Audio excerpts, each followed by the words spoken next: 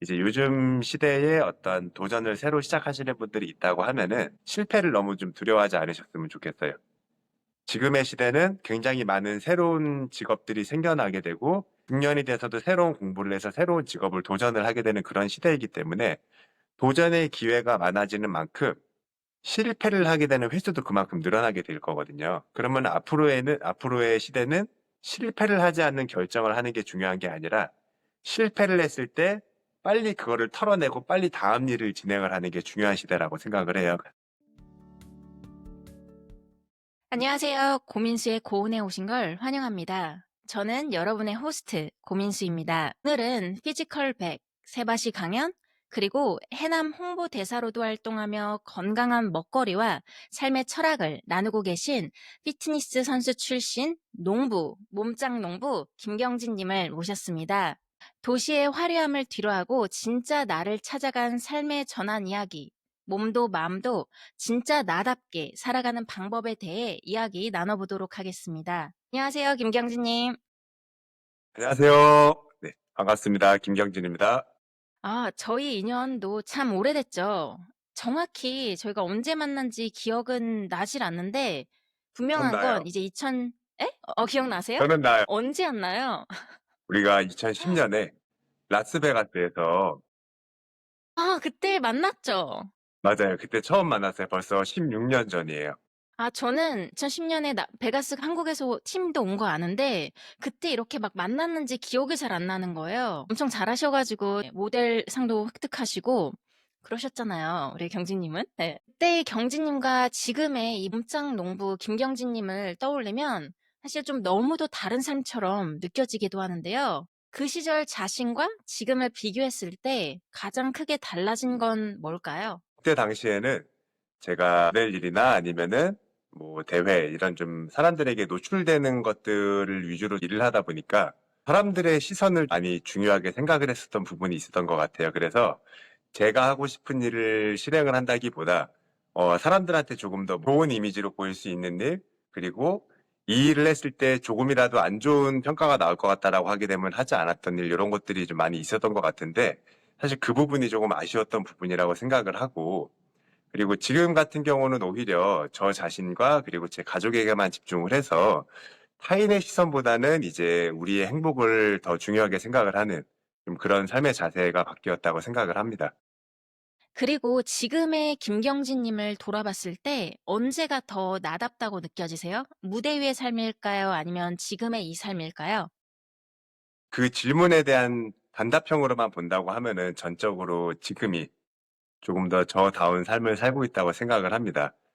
왜냐면은 지금은 당장은 내가 원하는 것들, 그리고 내가 행복해질 수 있는 일들을 위주로 좀 있는 반면에 이제 예전에는 너무 앞으로의 평가, 그리고 복잡한 계획들, 뭐 이런 것들 위주로 좀 행동을 했었던 게 있었기 때문에 지금이 더 나다운 삶을 살고 있다라고 생각을 하고 있고요.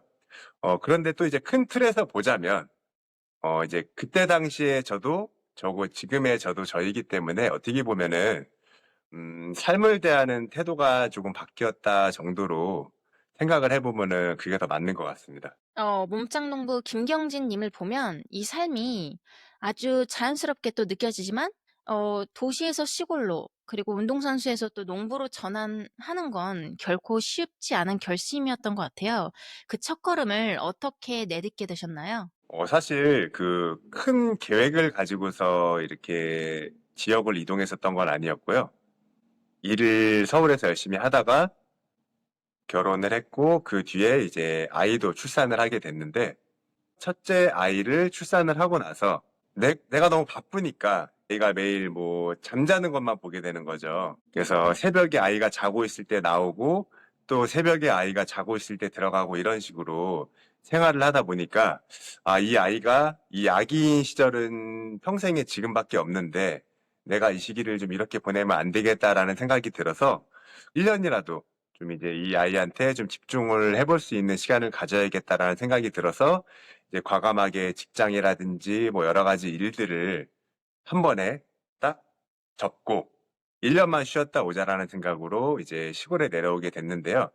사실 그때는 그냥 1년만 놀다가 다시 서울로 가자라는 생각 이외에 다른 계획은 없었던 것 같아요. 그런 이유가 또 있었는지는 사실 오늘 얘기를 통해서 알게 됐는데, 근데 정말 저는 공감이 가는 게, 제가 어릴 때 저희 아버지께서 정말 바쁘셨거든요. 예, 저희 시대 때는 아마 다 그러셨을 것 같아요. 워낙 먹고 사는 게 바쁜 그런 시대였어서. 그래서 항상 저희 아버지도 새벽에 나가시고, 저희가 이게 잠들면 들어오시고, 아침 일찍 나가시고, 이런 생활을 반복하셨는데, 사실 그때는 몰랐어요.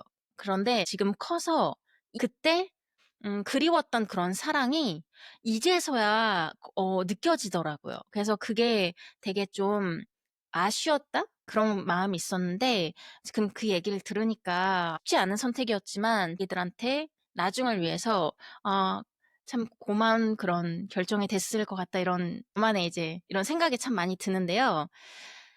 도시의 삶에서 벗어나서 느꼈던 근데 해방감도 있겠지만 사실 또 가장이잖아요.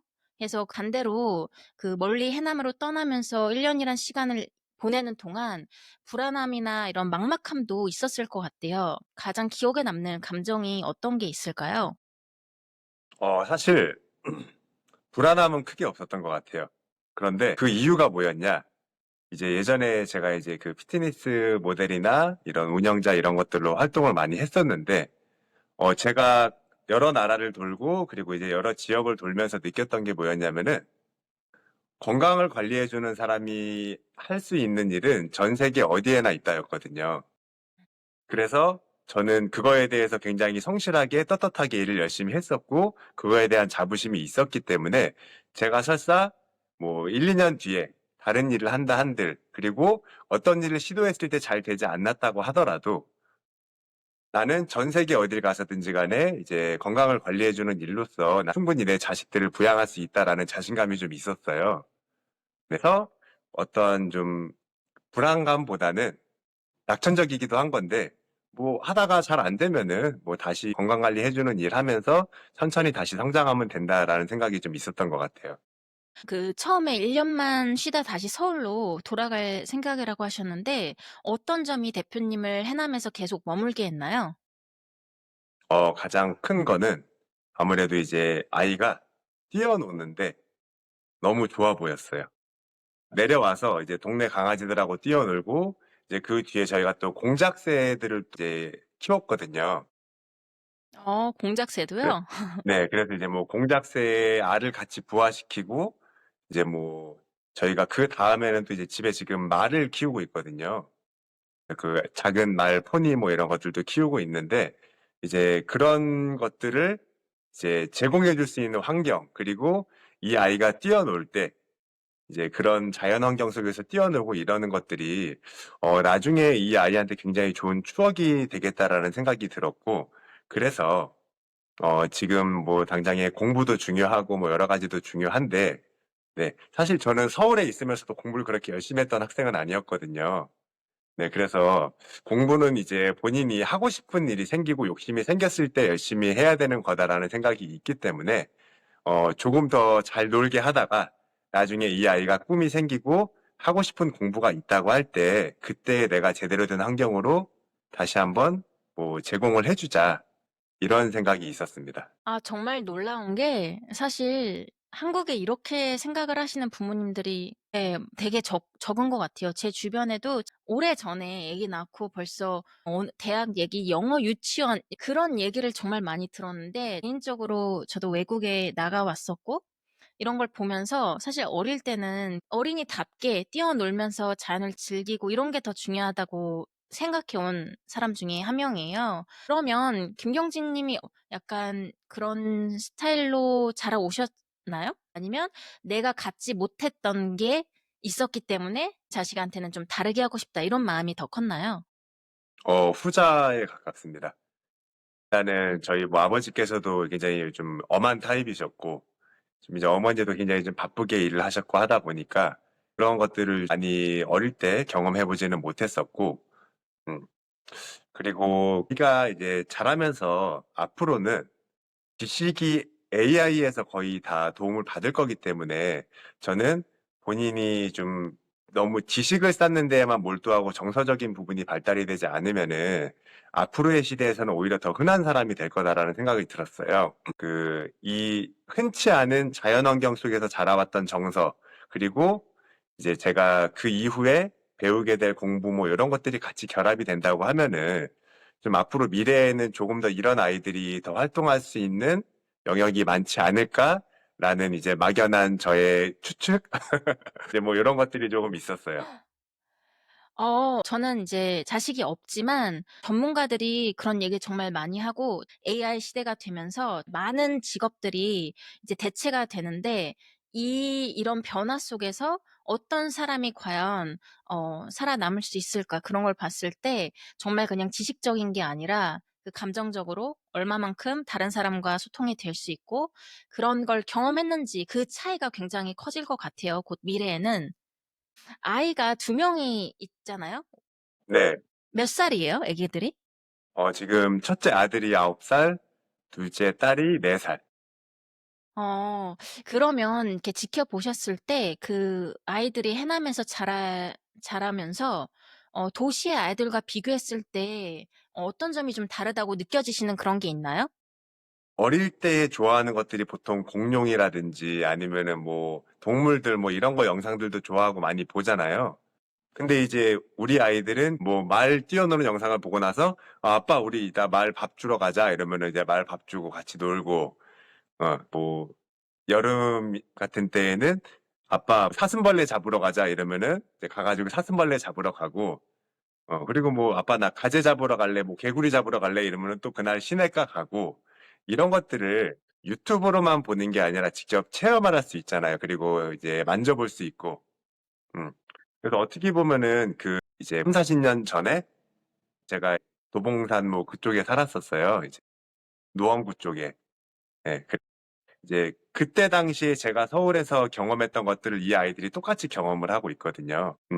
그래서 이게 제 나이대에 사람들이 아기 때 경험했던 거와 지금 제 아이들이 경험을 하는 것들이 공감대를 만들 수 있다는 게 좀 굉장히 좀 좋은 장점이라고 좀 생각이 들었어요.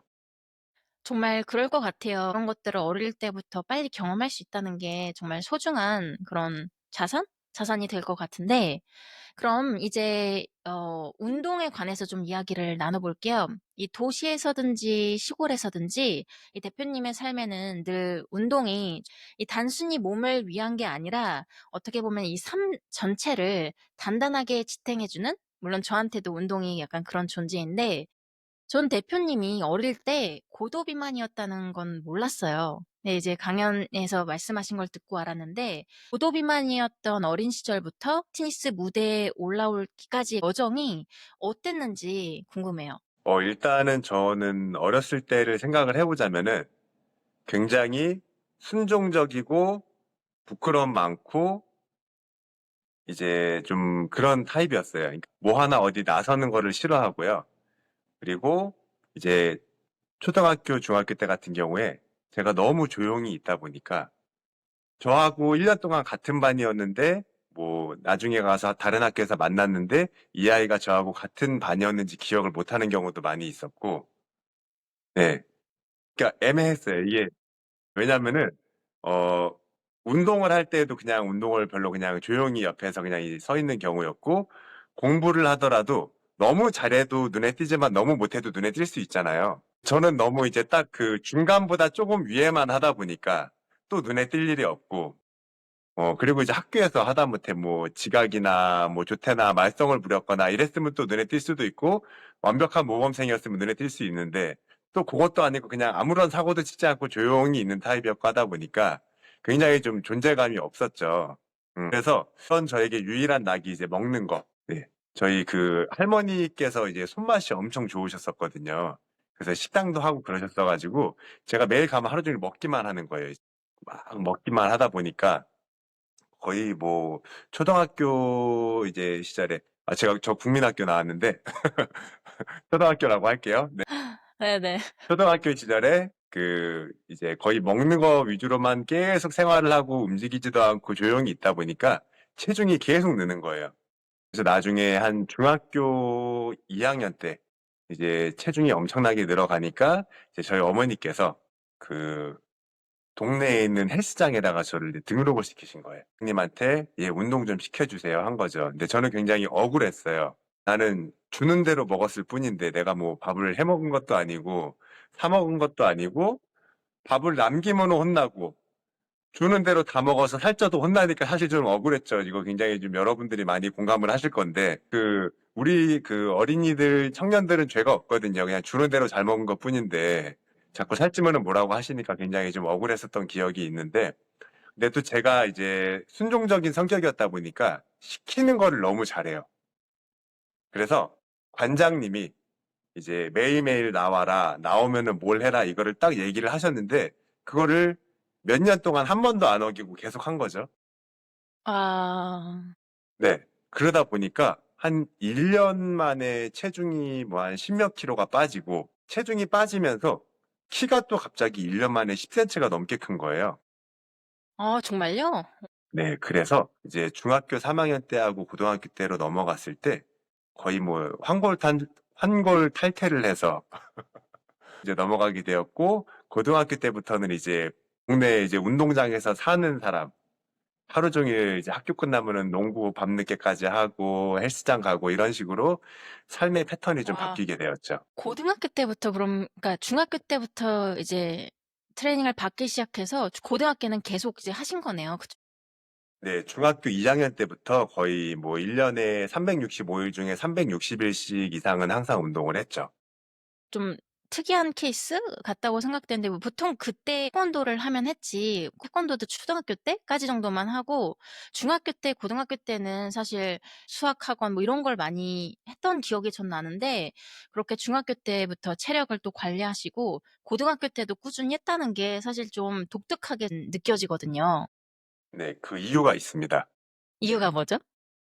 중학교 2학년 때 그렇게 이제 운동을 시작을 하고 중학교 3학년 때 이제 키도 많이 크고 살도 많이 빠졌었어요. 근데 이제 갑자기 제가 이제 생전 처음으로 여학생들이 편지를 막 주고 가기 시작을 하더라고요. 그래서 인기쟁이가 이제 됐군요. 그때 느꼈죠. 정말 좋은 운동이다. 더 열심히 해야겠다. 아 네, 그런 생각이 들어서 더 그렇구나. 열심히 하다 보니까 네, 이제 굉장히 열심히 하는 사람이 됐죠. 그러면 그 중학교 때는 되게 조용하고 이렇게 순종적인 친구였다면 운동을 하고 고등학교가 돼서도 성격은 여전히 그대로였나요? 아니죠. 이제 고등학교 때부터는 이제 운동도 좀 이제 잘하고 싶으니까 이제 경쟁심도 생기고 이제 남들을 이기고 싶어 하는 마음도 생기고 이제 성격이 조금은 이제 너무 순종적이지만은 않은 음, 그런 성격으로 바뀌게 되었고 나름 좀 자신감도 생기고 좀 그렇게 됐었죠. 그렇구나. 저는 진짜 놀랐어요. 제가 좀 운동을 늦게 시작했기 때문에 다들 운동은 뭐 20 살 넘어서 시작한다 생각했는데 이렇게 또 빨리 하셨군요. 아까 중학교 때 운동을 하셨다고 얘기했는데 제가 항상 이렇게 자주 듣는 얘기 중에 하나가 어릴 때 특히 성장할 때 이런 웨이트 트레이닝을 시키지 말라라는 얘기를 들었어요. 그 이유가 그걸 하면 키가 안 자란다. 이렇게 믿는 분들이 많이 계시거든요. 그 네. 중학교 때 했던 운동들이 웨이트 트레이닝에 관한 이런 운동이었는지 아니면 그냥 유산소, 줄넘기 이런 어떤 식의 운동을 하셨어요? 완벽한 웨이트 트레이닝이었습니다. 와 정말요? 네. 그래서 웨이트 그러면 지금 트레이닝 근력 운동 예. 위주로만 했었고 유산소는 거의 안 했던 것 같고요. 음. 그렇군요. 네. 그럼 그래도 키가 그래서 큰다라고 이제 산 증인이시네요. 네. 그러니까 오히려 이제 적당한 자극으로 그리고 이제 나를 더 강화시켜 줄 수 있다라고 한다면은 성장에는 오히려 훨씬 더 유리하다라고 확신을 하고 있습니다. 여기서 가장 중요한 키워드가 적당한인 것 같아요. 그게 적당해야지 성장판도 이렇게 더 자극을 주고 이렇게 좀 자랄 수 있는데 그게 너무 무리를 하게 되면 오히려 더 해가 될 수도 있죠. 네. 어릴 때부터 오히려 엘리트 체육 트레이닝을 받았던 친구들이 오히려 성장이 좀 잘 안 되는 걸 많이 봤었어요. 그러니까 이제 어릴 때부터 너무 유소년 축구팀이나 뭐 아니면은 뭐 무용 이런 것들 있잖아요. 뭐 이제 골반이라든지 뭐 척추 그리고 이제 무릎 이런 관절들을 반복적으로 많이 훈련을 해야 되는 그런 친구들 같은 경우에 중간중간에 성장판을 계속 다치는 거죠. 그래서 오히려 좀 그런 친구들이 나중 가 가지고 이제 뭐 오른쪽 무릎을 자꾸 다치던 친구 같은 경우에는 다리 길이가 조금 다르게 자란다든지 좀 그런 케이스들을 오히려 많이 봤었고, 좀 그냥 저처럼 그냥 이제 그냥 전체적으로 이제 무겁게 뭐 운동을 했었던 친구들 같은 경우에는 오히려 반복 횟수라든지 운동 시간은 훨씬 짧기 때문에 성장만을 위해서는 봤을 때에는 조금 더 좀 적합하지 않았나라는 생각이 들었습니다. 그럼 어릴 때부터 운동을 해온 사람으로서 지금 아이들이 두 명이 있는데 이제 아직 좀 어리잖아요? 어린데 그러면 아이들에 대해서 이 운동을 어떤 철학을 갖고 계신지도 궁금해요. 웨이트를 어, 시키실 건가요? 일단은, 그러니까 본인이 하고 싶은 운동, 재밌어 하는 운동, 취미 생활을 해주고, 웨이트 트레이닝은 꼭 해주고 싶어요. 왜냐면은, 저는 사실 웨이트 트레이닝이 그런 어떤 선수로서의 관점 말고, 일반인들의 관점으로 봤을 때 굉장히 미적인 부분으로 너무 훌륭한 운동이라고 생각을 하거든요. 그래서 10대 때, 20대 때 본인이 자신의 체형을 관리하고 멋있는 체형으로서 이제 살아갔을 때 굉장히 많은 득을 볼 수 있다고 생각을 해요. 건강이 안 좋으셨던 분들이나 좀 이제 몸 관리를 못하셨던 분들 같은 경우에, 음, 나중에 뭐 30대, 40대, 50대가 되어서도 물론 멋진 몸을 만드시는 분들이 있지만, 10대, 20대 때에 멋진 몸매를 가지고 살아갔을 때에 받을 수 있는 혜택과, 그리고 30대, 40대, 50대에 멋진 몸매를 가지고 있을 때 이제 받을 수 있는 혜택은 굉장히 차이가 많이 난다고 보거든요. 지금 뭐 제가 어차피 몸 관리를 열심히 한다 해봤자 그냥 몸 좋은 아저씨거든요. 근데 10대 때, 20대 때에는 사람들이 본인을 대하는 태도라든지 본인의 자신감 이런 것들이 많이 차이가 나기 때문에 저는 좀 그거를 느끼면서 살아가기를 바랍니다. 맞아요. 무지상주의라고 얘기를 하기 전에 물론 그건 사실이긴 하지만 내가 나 자신을 가꾸는 데서 배울 수 있는 것들이 정말 많은 것 같아요. 근데 저 같은 경우도 운동을 통해서 사실 저는 자신감, 예, 나를 더 알아가는 것을 좀 많이 배웠고, 그리고 지금 생각해 보면 웨이트 트레이닝을 한 게 정말 잘했다라고 생각하는 이유 중에 하나는 그게 정말 기초라는 것. 그래서 제가 어떠한 다른 스포츠를 즐기고 싶을 때 가령 그게 뭐 스노우보드가 됐던 뭐 많잖아요. 예, 다양한 스포츠들이 있는데 웨이트 트레이닝을 할 줄 알기 때문에 그 기본기가 잡혀 있기 때문에 어떤 동작을 해도 남들보다 부상도 더 줄일 수 있고 운동을 더 효과적으로 할 수 있다는 것. 그 장점이 저한테는 되게 컸던 것 같아요. 진짜 꾸준히 몸을 갖고 오셨는데 나이가 지금 들면서 뭐 우리가 나이가 든 것도 아니지만 나이가 좀 들었다고 할게요.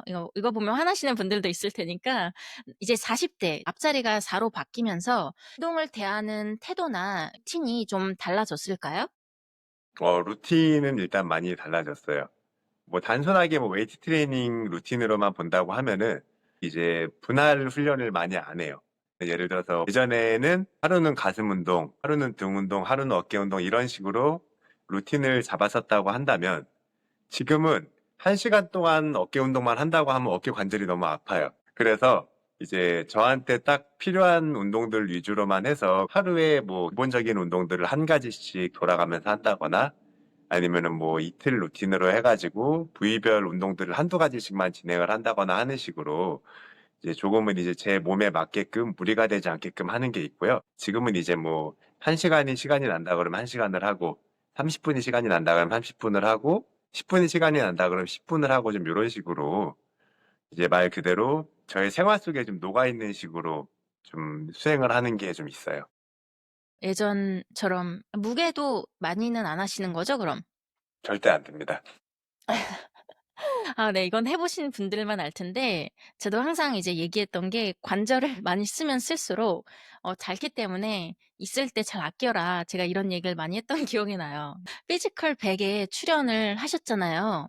그 후에 뭐 사람들의 반응이나 본인에게 생긴 변화가 좀 있었을까요? 일단은 제가 이제 귀농하고 나서 거의 농촌 방송 위주로 촬영을 했었거든요. 이제 뭐 6시 내 고향이라든지 나는 농부다라든지 뭐 농업방송 이런 데에서 좀 이제 독특한 경력을 가진 뭐 귀농인 이런 식으로 좀 촬영을 종종 했었는데 이제 원래 이제 귀농하기 전에 서울에서는 리빙쇼 뭐 서바이벌 다이어트라든지 뭐 스타킹이라든지 뭐 이런 것들 위주로 이제 운동 방송을 했었는데 이제 그러다가 피지컬백에서 이제 연락이 온 거죠. 피지컬백에서 면접을 보고 왔는데 이제 너무 이제 마음에 들어서 무조건 꼭 좀 나와 달라 좀 요렇게 요청이 왔어요. 왜냐면은 이제 여러 가지 직종에 있는 그리고 여러 가지 연령대에 있는 사람들 100명을 모아 놓고 겨루기를 하는 건데 그중에 이제 운동선수라든지 이제 특수부대 출신이라든지 이런 친구들이 너무 많잖아요. 근데 이제 농부라는 직업을 가진 사람이 들어와 있는 것 자체도 사실 좀 굉장히 특이한 케이스이기 때문에 이제 좀 그쪽에서 좀 그런 부분들을 좀 마음에 들어 했었던 것 같고요. 재밌겠다 이제 생각이 들어서 일단은 시작을 하게 됐는데 문제는 제 관절이 많이 안 좋은 상태였어요, 그때. 운동도 오랫동안 쉬었었고. 그렇지만 이제 뭐 다이어트는 사실 뭐 워낙 잘할 수 있는 일이기 때문에 어느 정도 지방을 좀 빼가지고 그때 한 5주 동안에 제가 한 20 몇 킬로 정도 감량을 해서 나갔었거든요. 와. 완전 네. 대회보다 더 심한데요? 네. 네. 그래서 좀 이제 그래도 너무 좀 부끄럽지는 않게끔 해야 되니까 현역들만큼은 안 돼도 부끄럽지는 않아야 되기 때문에 예 다이어트를 좀 해 가지고 나갔었는데 그때 이제 팔이 안 올라갈 때였었거든요. 어깨 관절이 좀 많이 안 좋았었어요. 그런데 일단은 '그래 뭐 좋은 기회니까 재밌게 하고 오자.'라는 생각으로 해 가지고 하고 왔고 그래서 이제 딱 100 명이 모인 자리에 처음으로 이제 갔죠, 첫 번째 촬영에서. 그 모여 있는 100 명을 딱 보자마자 생각이 들었죠. '아 이건 답이 없다.' 네. 여기서는 내가 아무리 뭐 이제 노력을 하고 뭐 최선을 다하고 이게 중요한 게 아니라 '지금 이 친구들은 너무한 친구들이 너무 많다. 그래서 이제 욕심내지 말고 다치지 말고 하자.' 이렇게 하고 생각을 했는데 이게 또 막상 또 시작을 하면 또 그게 안 되잖아요. 맞아요. 네. 그래서 이제 어찌 됐건 근데 또 제가 이제 역량이 부족했기 때문에 좀 이제 빨리 떨어지긴 했는데 또 이제 운이 좋게도 이제 제가 거의 후반부에 1대1 매치를 했었는데 이제 제일 앞에 첫 번째 경기로 좀 임팩트 있게 나온 거죠. 그래서 그것 때문에 좀 이제 어느 정도 좀 인지도가 생기게 되었고 이제 그 뒤에서부터 이제 촬영이 좀 많이 들어오기 시작을 했어요. 그 운동 선수들이랑 같이 하는 뭐 천하제일 장사라든지 뭐 그때 뭐 강호동님 다시 스타킹에서 또 만나 뵙게 됐는데 이제 그 나는 몸신이다 거기에도 또 촬영 들어가고 팔씨름 대회 오버 더 톱 뭐 이런 것들 이제 계속 방송 섭외가 되기 시작을 하면서 무언가 좀 건강한 라이프를 가지고 건강한 먹거리를 판매할 수 있는 좀 그런 브랜딩이 가능한 그런 좀 계기가 되지 않았나 생각이 들었어요. 그렇게 브랜딩이 될 수 있었던 이유는 몸짱 농부라는 타이틀을 가지고 새로운 방식으로 이제 삶을 살았기 때문에 가능했던 거잖아요. 네. 그래서 그 얘기 나누기 전에 제가 생각했을 때 운동과 농사의 가장 큰 공통점을 뽑으라고 하면 아마 꾸준함이 아닐까 생각되는데 가장 어려운 것 중에 하나가 또 이 꾸준함이잖아요. 꾸준히 뭘 할 수 있다는 것. 네, 대표님은 그 꾸준한 힘이 어디서 나온다고 생각하세요? 그냥 저는 저한테 천성적으로 타고난 재능이 꾸준함이라고 생각을 해요. 왜냐면은 이제 중학교 때 이제 비만이었을 때 같은 경우도 이제 저한테 그 어머니께서 헬스장을 한번 내보내 주셨지만은 제가 어찌 됐건 꾸준히 해 왔었고 그걸 계기로 해서 이제 많은 것들을 이제 제가 경험을 했었기 때문에 그 꾸준함에 대한 중요성을 누구보다 잘 알고 있고요. 이제 농업 같은 경우도 이제 아까 말씀하신 대로 이제 운동과 동일한 게 꾸준함이 있고요. 그리고 이제 시간을 서두른다고 해서 서둘러지지 않는다는 게 있더라고요. 그러니까 운동 같은 경우도 내가 어떠한 몸을 만들고 싶고 어떠한 건강한 상태가 되고 싶고 뭐 내 몸을 어떻게 케어를 하고 싶고 대회를 나가고 싶고 여러 가지 목적이 있을 건데 이제 농작물 같은 경우도 내가 열심히 했으니까 남들보다 2달 빨리 수확할 수 있는 게 아니잖아요.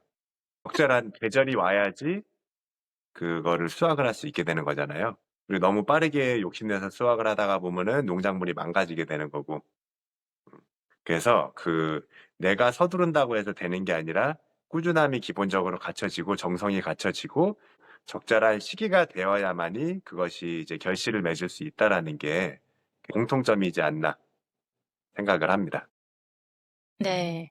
저도 참 공감이 되는 게 그건 또 우리의 인생과도 이어지는 것 같아요. 어릴 적 같은 경우에는 성공하고 싶고 목표를 이루고 싶고 내가 원하는 대로 다 갖고 싶잖아요.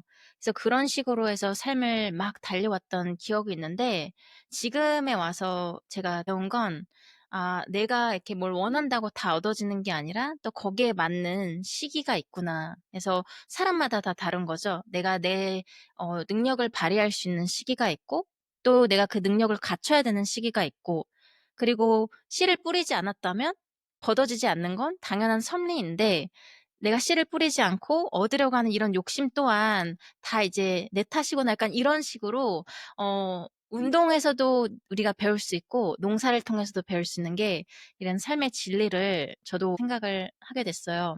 그래서 지금 얘기해 주신 게 좀 많이 와닿는데 이 운동과 함께 대표님의 또 삶에서 뺄 수 없는 게 이제 먹거리인데 직접 네. 농사를 지으며 만들어 온 이 건강한 식탁에 대해서 좀 이야기를 해볼게요. 해남에서 미니 바모박, 고구마, 그리고 절임 배추를 재배하고 계신다고 들었는데 이 작물을 선택하게 된 뭐 특별한 이유가 있나요?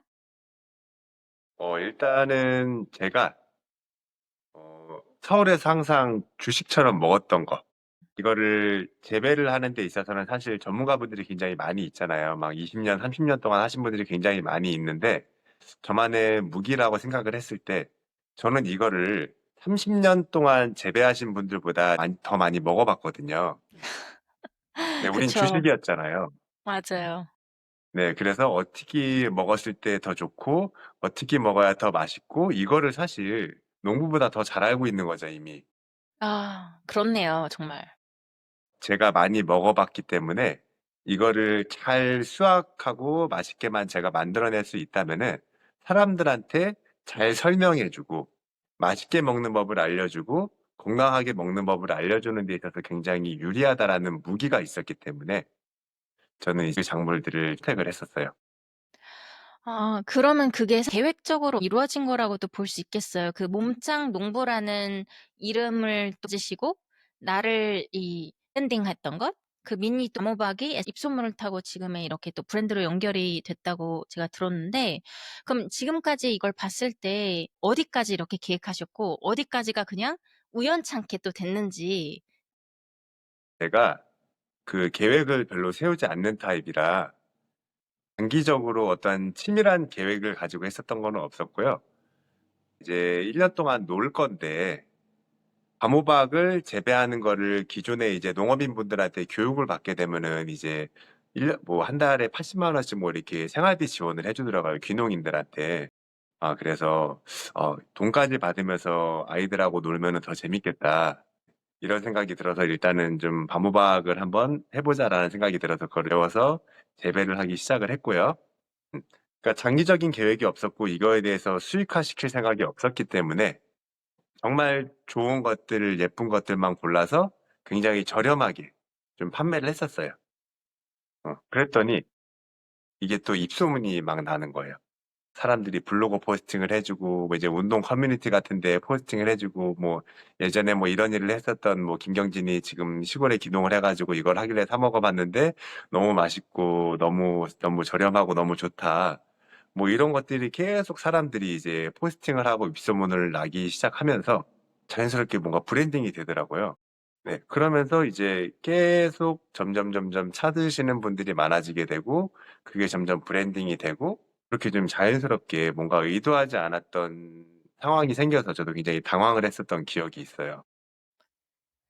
정말 삶이 그런 것 같아요. 가장 자연스럽게 놔뒀을 때 이게 '물 흐르듯이 흘러간다.'라는 말이 되게 잘 어울릴 것 같은데 뭐든지 이렇게 진정성 있게 내가 하다 보면 결과는 알아서 이렇게 따라오는 것 같아요. 그거를 이렇게 보여주시는 게 아닐까 생각이 드는데요. 이번에 해남과 목포에서 운영하고 계신 헬스장 이야기를 조금 더 나눠 볼게요. 이 공간을 처음 만들게 된 계기? 뭐 어떤 생각으로 시작을 하게 되셨는지 궁금해요. 농작물 판매량이 점점 많아지다 보니까 이제 나중 가가지고서는 이제 대기업이나 뭐 이런 큰 유통사에서까지 좀 이제 요청이 오게 됐어요. 그래 굉장히 큰 금액대의 거래건들을 이제 매 월마다 지속적으로 계속 요청이 들어왔었고, 근데 이제 그러면서 제가 이제 문제가 생긴 거죠.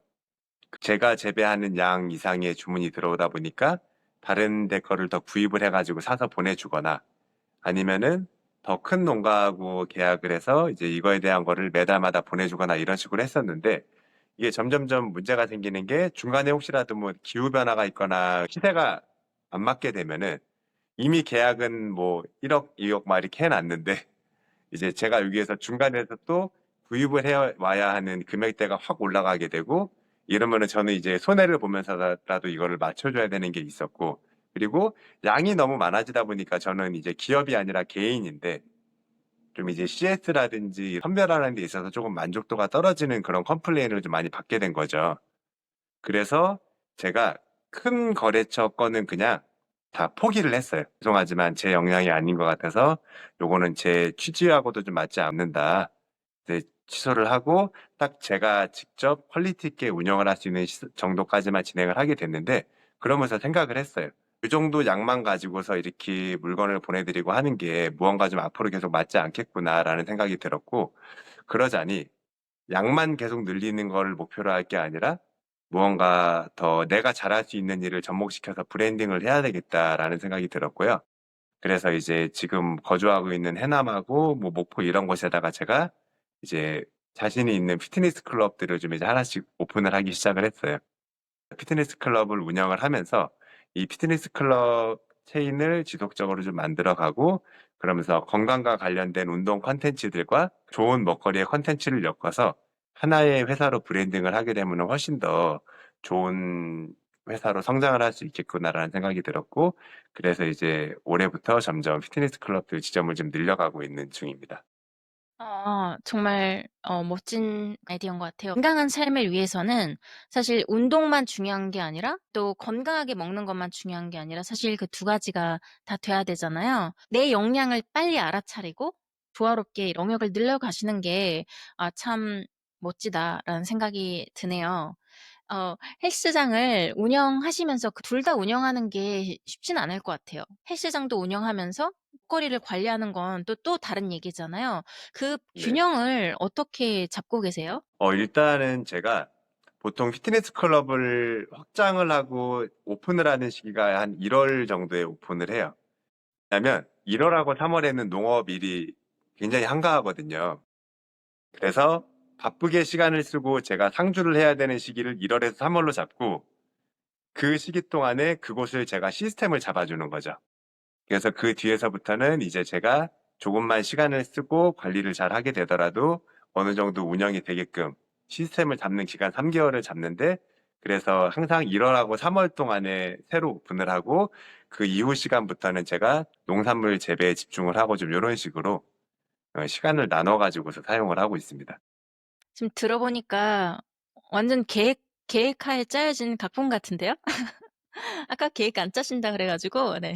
농담입니다. 네. 대단하세요. 서울에서도 관련 일을 하셨기 때문에 뭐 특히 어려움은 없으셨을 것 같은데, 해남에서 헬스장을 운영하시면서 뭐 기억에 남는 에피소드나 아니면, 이 공간을 하길 정말 잘했다, 이런 순간이 있을까요? 해남도 그러고 이제 목포도 그러고 이제 전남 쪽이 사실 그 고령화 인구들이 제일 많이 있는 지역이잖아요. 근데 이제 이쪽 같은 경우에는 이제 어르신들이 좀 많이 있으시기 때문에 무언가 좀 시니어 트레이닝이라든지 좀 이런 쪽에 아무래도 조금 더 집중을 하는 게 있어요. 그리고 이제 무엇보다 중요한 게 이제 청소를 더 열심히 하고 있습니다. 아, 저희 그 이제 어머님들이 굉장히 많이 오시기 때문에요.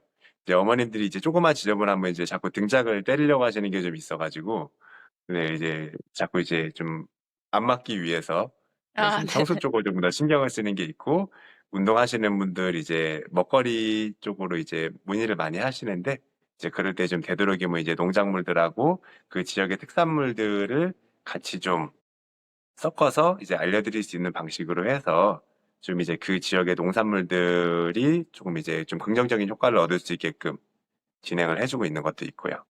네, 지금 이렇게 해남에 내려오셔서 운동은 아까 변화가 있다고 말씀해 주셨잖아요. 네, 식단에도 변화가 좀 있을까요? 변화가 있죠. 일단은 그 고구마든 호박이든 제가 직접 재배를 하고 나서부터는요, 굉장히 먹기가 싫어졌습니다.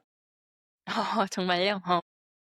그거 있잖아요. 그 어떠한 일이 취미라 너무 좋아서 그 일을 시작을 음. 했는데 하루 종일 그것만 보고 있다가 보면은 사실 그게 좀 약간 좀 피해지게 되거든요. 네네. 맞죠. 네. 그래서 물론 식단으로 맛있게 먹기는 하는데 이제 이거를 하루 종일 너무 보고 있자니 약간은 좀 질린다라고 해야 되나? 내가 평소에 운동할 때까지 자꾸 이것만 만지고 있는 것 같아서. 네, 그래서 오히려 제가 직접 재배하지 않아도 다른 농작물들 같은 거라든지 뭐 이제 새로 나오는 제품들이 있으면은 좀 그런 것들을 조금 더 시도를 좀 많이 해보는 도전 정신이 예, 좀 생겼고 좀 약간 제가 직접 재배하다 보니까 그거는 먹는 양이 조금 줄어들었어요. 저희 어머니께서 하신 얘기가 생각이 나요. "나는 남이 해 주면 다 맛있다."고. 네. 맞아요. 그러니까 자기가 요리를 한 거는 빼면 다 맛있다 이렇게 얘기를 하시는데 아마 딱 그 얘기가 맞는 말이 아닐까 생각이 드는데요. 전남 지역이 되게 고령하고 또 인구도 되게 적잖아요. 그렇기 때문에 사실 모든 헬스장 같은 경우도 거의 서울이나 경기권, 수도권 지역에 몰리고 있는데 그런 환경 속에서 헬스장을 또 연다는 게 어떻게 보면은 '이게 될까?'라고 물어볼 수도 있을 것 같아요. 지금 이제 지방 같은 경우에는 오히려 조금 시스템이 아직까지는 조금 단순하다라는 느낌이 좀 있어요.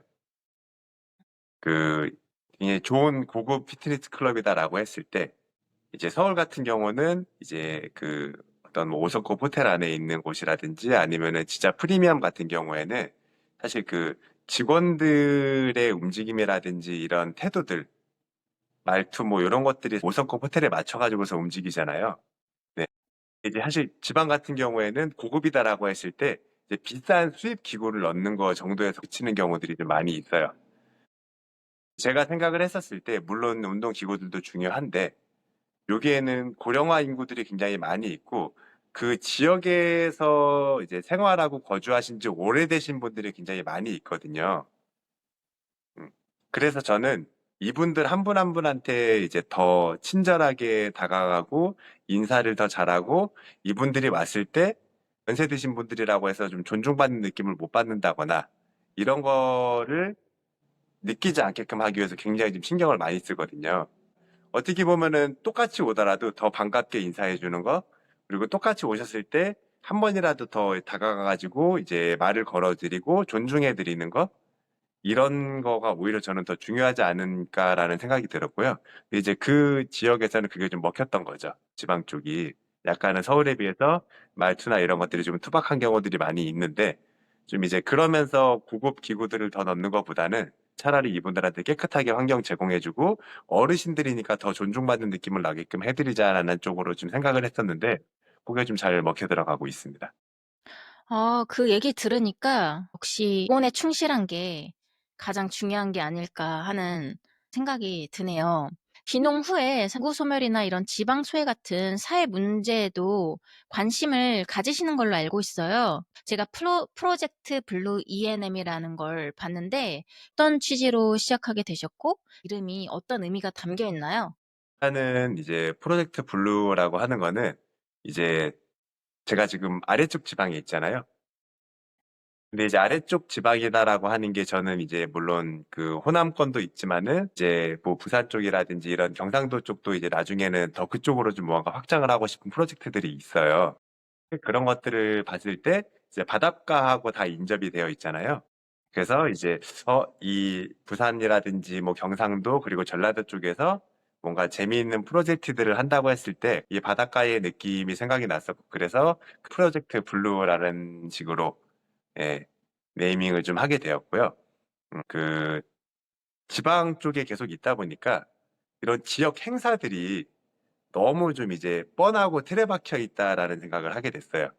대부분 트로트 가수분들만 위주로 오시고 작년에 했었던 행사도 똑같이 진행하고 이런 것들이 조금은 이제 그 지역의 젊은 인구들을 많이 유입을 시키고 싶어 하는 게 많은데 그거하고는 별개로 이제 보통 그런 축제 같은 것들은 다 이제 그런 친구들이 재미를 못 느낄 만한 일들이 많이 있었던 거죠.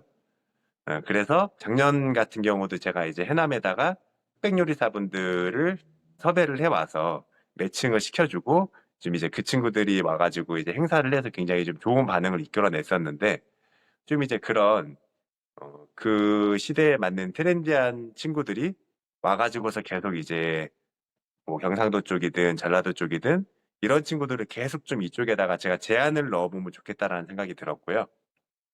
그래서 이제 그런 행사들을 조금 더 젊은 친구들이 지방 쪽으로 계속 놀러 오고 관광객 인구가 늘어나게 되는 그런 쪽으로 좀 만들어 보자라는 생각으로 만들게 된 게 이제 프로젝트 블루 ENM입니다. 아 정말 의미 있는 일인 것 같아요. 이 대표님을 보면 내 삶을 이 바꾸는 힘이 결국 다른 삶과 사회를 바꾸는 힘으로 자연스럽게 이렇게 확장되고 있다는 생각이 드는데요. 지금 프로젝트 블루에서 또 진행하고 계시는 행사가 있을까요? 이제 올해 같은 경우에도 이제 보통 여름하고 겨울에 이제 그런 축제 행사들이 좀 많이 있는데요. 이제 바닷가에서 진행하는 행사들도 여름에 많이 있잖아요. 이제 거기에 이제 들어가게 될 행사들을 제가 기획들을 좀 하고 있어요. 아직은 뭐 확정된 게 아니기 때문에 뭔가 말씀을 드리기는 그렇지만 젊은 친구들도 좀 재밌어하고 어르신들이 보기에도 좀 재밌어 할 만한 그런 일들을 네, 계속 기획을 하고 올해 여름부터 좀 여러 가지 지역에다가 제안서를 넣으려고 준비하고 있습니다. 아 너무 좋은 것 같아요. 저도 이제 외국에서 오래 있다 보니까 사실 한국에도 정말 뭐 좋은 곳이 되게 많은데 저 자신도 한국에 있을 때는 방방곳곳을 다니질 않았거든요. 근데 이제서야 이렇게 숨은 곳을 찾아다니면서 즐기려고 하고 있는데 또 우리 김경진 대표님이 해남 홍보대사로도 활동을 하신다고요.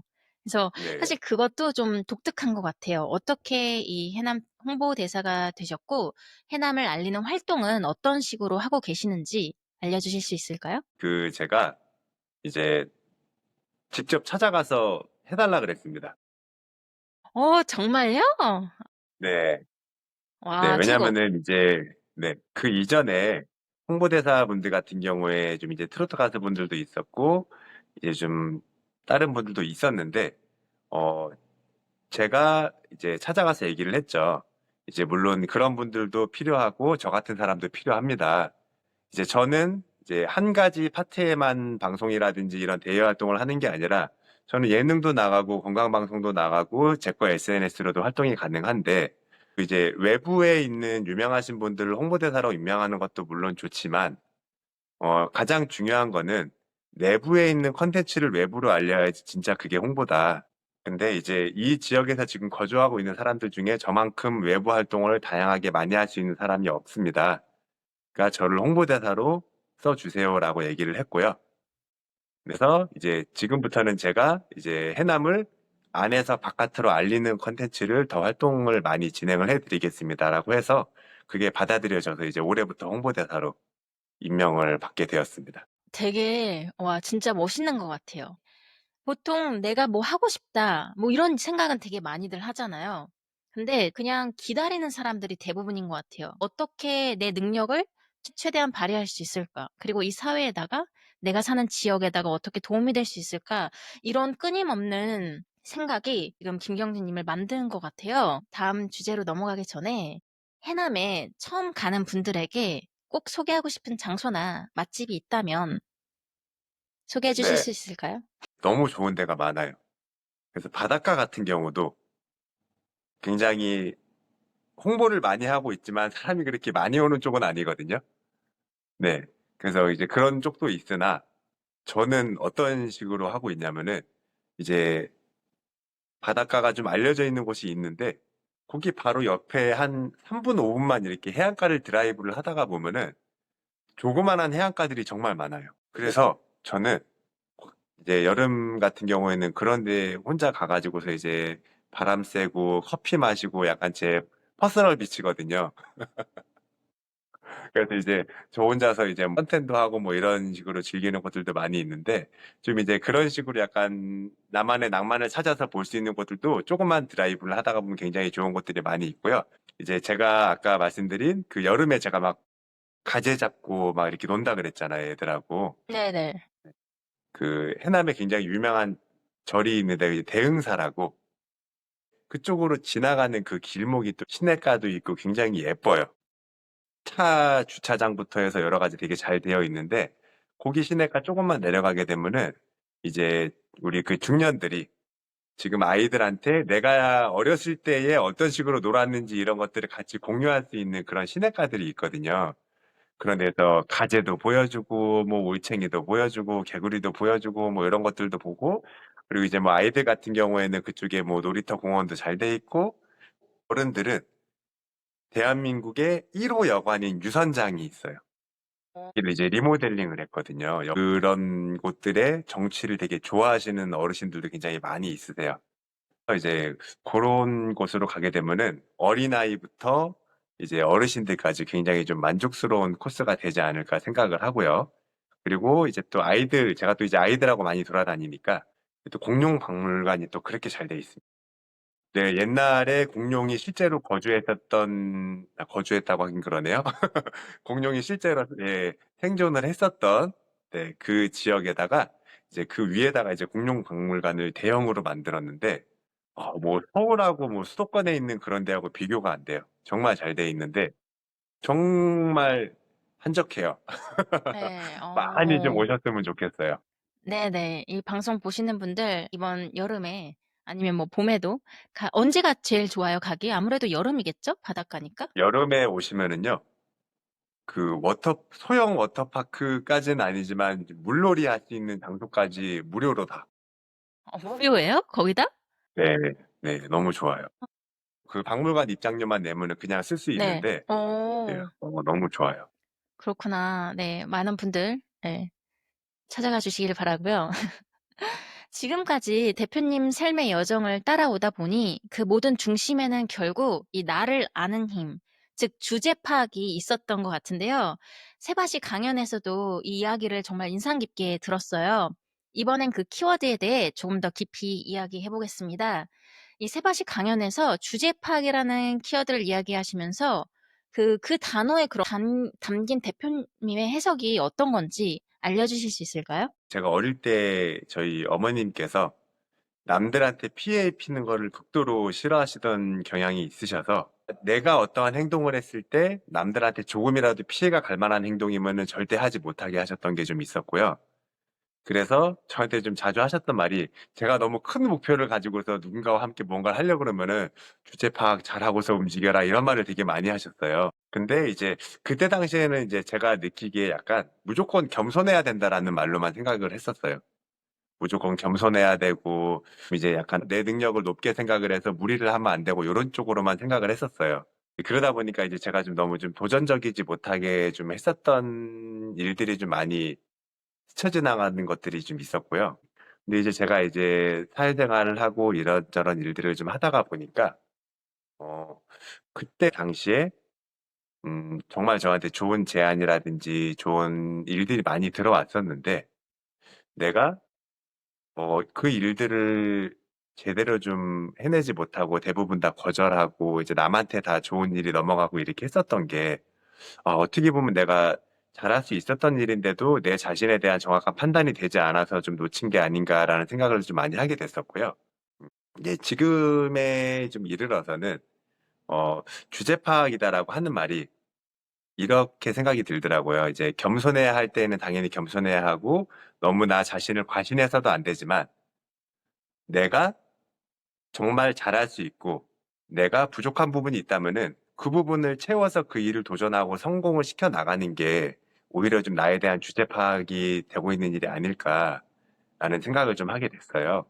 그래서 진짜 내가 생각하는 주제 파악은 나를 가장 돋보이게 할 수 있는 장소와 나를 가장 돋보이게 할 수 있는 방법들을 계속 고민해내고, 내가 그것들을 반드시 좀 해나가게 할 수 있는 계기로 좀 삼아야 되지 않나라는 생각이 좀 들었습니다. 그렇게 주제 파악이란 것에서 생각할 수 있었던 그 계기가 제가 세바시에서 듣기로는 나만의 공간이었던 것 같아요. 맞나요? 맞아요. 그 나만의 맞아요. 공간이 중요하다고 하셨는데, 그 나만의 공간이 왜 중요한지 이야기 좀 해주실 수 있으실까요? 나만의 공간이라고 하는 게 뭐 꼭 저처럼 뭐 시골에 와서 조용하게 살지 않아도 나의 뭐 마음을 편안하게 만들어줄 수 있는 거실일 수도 있는 거고요. 그리고 혹은 나의 뭐 드라이브 코스가 될 수 있는 거고, 나의 산책로가 될 수도 있는 건데, 요즘 시대에는 너무 이제 주변 사람들에 대한 의존성이 좀 많이 높아진 것 같은 느낌이 들었어요. 내가 어떤 단체 생활에 끼지 못하고 배제될 경우에 너무 큰 소외감을 받는다거나 내가 위축된다거나 하는 것도 있었고, 그리고 또 이제 실패를 너무 두려워하는 경향들 때문에 내가 무언가를 시도하려고 할 때 자꾸만 남의 조언을 받게 되는 경우, 남한테서 이런 것들을 무언가 되게 긍정적인 확답을 최대한으로 받아내고 그 다음에 그 일을 시작하게 되는 경우, 좀 이런 것들을 좀 많이 보게 됐었거든요. 그런데 이제 그런 것들이 스스로 내 자신을 판단하는 데에는 오히려 방해가 되는 경우들이 있다고 생각을 해요. 그래서 실제로 나를 가장 잘 알고 있는 거는 나 자신인데, 나 자신 스스로 혼자서 이제 생각을 충분히 하지 못하고 남들의 조언을 위주로 좀 듣다 보니까 나 자신에 대한 주제 파악을 너무 못하고 남들이 너는 못할 거야 라고 하게 되면은 내 주제를 그렇게밖에 못 생각하는 거죠. 그래서 좀 온전히 가장 중요한 결정은 나 스스로 고민을 하고 나 스스로 판단을 한 다음에 내 주제 파악을 정확히 하고 그 뒤에 진행을 하면서 그 일을 먼저 진행했었던 사람들에게 무언가 조언을 받는다던가 상담을 하게 되는 것들은 굉장히 긍정적이다라고 생각을 하는데, 내가 가야 할 길까지 남의 조언을 받아가지고서 시작을 하게 되는 거는 너무 맞지 않는다라는 생각이 들어서 나 혼자만의 공간과 시간이 굉장히 중요하다라는 생각을 했습니다. 정말 맞는 말씀이고요. 많은 분들한테 좋은 조언이 되지 않을까 하는 생각이 듭니다. 지금도 새로운 도전들을 많이 하고 계시잖아요. 그런 전환의 순간마다 주제 파악을 하고 계신가요? 네. 주제 파악을 굉장히 열심히 하고 있고요. 어, 그래서 지금 같은 경우는 이제 어떠한 일을 시작을 하기에 앞서서 굉장히 좀 스스로 고민을 많이 하고요. 그리고 이제 두 번째로는 일단 시작을 했다고 하면은 사실 요즘에는 잘 될 만한 일이야라는 건 없다고 생각을 하거든요. 이 일은 굉장히 잘 될 만한 일이고 돈이 되는 일이야 아니면은 명예로운 일이야라고 한다고 했을 때 그렇게 좋은 일이면은 그 조언을 해주는 사람이 직접 했겠죠. 그래서 이제 절대적으로 잘 될 일이야, 좋은 일이야는 없다고 생각을 하고요. 다만 내가 이 일에 대해서 어느 정도 고민을 끝내고 시작을 했다라고 한다면은 그때부터는 매 순간 잘 되게 해결을 해야 된다라고 생각을 해요. 이게 순탄하게 원활하게 잘 돌아가는 일이 아니라 당연히 일을 시작을 하면서 계속해서 어려움이 있을 건데 그 순간순간에 최선을 다하고 그때 지혜롭게 해결을 해야 되는 게 중요한 일이라고 생각을 하고요. 그래서 마찬가지로 너무 장기적인 고민을 하기보다는 당장 내 앞에 닥친 일들을 최대한 좀 지혜롭게 잘 풀어나가는 거를 중요하게 생각을 합니다. 사실 마지막으로 이제 지금 방황하고 있는 누군가에게 주제 파악을 위한 어떤 조언을 해주고 싶으신가요? 라는 질문을 드리려고 했는데, 방금 대답해 주신 대답이 될까요? 아니면 혹시 다른 조언 있으실까요? 어, 지금 해주는 이야기를 아마 해줬을 것 같아요. 지금 했었던 이야기를 해줬을 것 같고, 사실 제가 조언을 잘 못해요. 제가 남들한테 조언을 받는 게 사실 어떠한 정보에 대한 조언이거나 경험에 대한 조언이거든요. 방향성에 대한 조언은 사실 잘 안 받으려고 해요. 왜냐하면 제가 굉장히 그 도덕적으로 문제가 있거나 아니면은 법적으로 문제가 있는 일을 하거나 리스크가 큰 일을 그렇게 시도하는 건 아니기 때문에 예, 해결을 해 나가는 방법을 조언을 받는 걸 좋아하지 어떠한 방향성을 잡는 거는 제 스스로 해야 된다라고 생각을 하거든요. 이제 요즘 시대에 어떤 도전을 새로 시작하시는 분들이 있다고 하면은 하나만 더 말씀을 드리고 싶은 거는 실패를 너무 좀 두려워하지 않으셨으면 좋겠어요.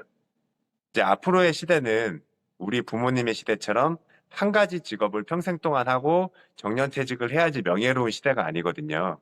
지금의 시대는 굉장히 많은 새로운 직업들이 생겨나게 되고 내가 그 직업들을 계속해서 궁금증을 가지게 될 거고 또 중년이 돼서도 새로운 공부를 해서 새로운 직업을 도전을 하게 되는 그런 시대이기 때문에 도전의 기회가 많아지는 만큼 실패를 하게 되는 횟수도 그만큼 늘어나게 될 거거든요. 그러면 앞으로의 시대는 실패를 하지 않는 결정을 하는 게 중요한 게 아니라 실패를 했을 때 빨리 그거를 털어내고 빨리 다음 일을 진행을 하는 게 중요한 시대라고 생각을 해요. 그래서 어, 도전, 도전을 실패하는 거를 너무 두려워해서 자꾸 여기저기 조언받으면서 시간 버리지 말고 일단 내가 스스로 해보고 실패하게 되더라도 그 다음에 다시 조언을 받고 혹은 다른 일을 해봐도 되고 그렇게 빨리 털고 일어날 수 있는 멘탈과 정신력을 가졌으면 좋겠습니다. 실패를 두려워하지 말라. 좋은 말씀 감사드립니다. 자, 이제 마지막이에요.